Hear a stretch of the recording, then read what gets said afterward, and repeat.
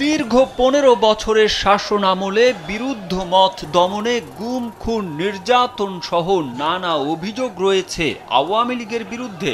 শুধু তাই নয়, কোটা সংস্কারের দাবিতে শিক্ষার্থীদের শান্তিপূর্ণ আন্দোলন দমনে তৎপর হয় আওয়ামী নেতাকর্মী ও তাদের সমর্থিত পুলিশ সদস্যরা।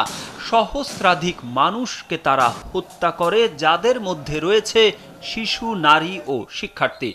আওয়ামী লীগ সরকারের পতনের পর বারবার দাবি করে আসলেও তাদের বিরুদ্ধে কার্যকর কোনো ব্যবস্থা না নেওয়ায় ক্ষুব্ধ জুলাই আন্দোলনে আহত ও শহীদ পরিবারের সদস্যরা। অন্যদিকে আওয়ামী লীগকে ফিরানো, পুনর্বাসন সহ নানা কথা নিয়ে উত্তপ্ত রাজনৈতিক অঙ্গন।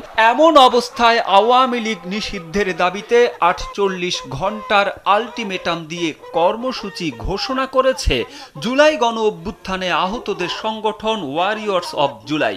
এর মাঝে আওয়ামী লীগকে নিষিদ্ধ না করা হলে লাগাতার অবস্থান কর্মসূচির ঘোষণা দিয়েছে সংগঠনটি। শনিবার ঢাকা বিশ্ববিদ্যালয়ের রাজু ভাস্কর্যের সামনে আয়োজিত বিক্ষোভ মিছিল থেকে তারা এই আলটিমেটাম দেন।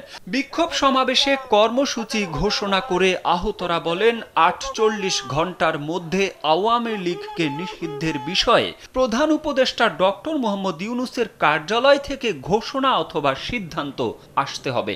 এই সময়ের মধ্যে কোনো প্রতিশ্রুতি না এলে সারা দেশ থেকে আহত ও শহীদ পরিবারের সদস্যরা কেন্দ্রীয় শহীদ মিনারের লাগাতার অবস্থান কর্মসূচি চালিয়ে যাবেন।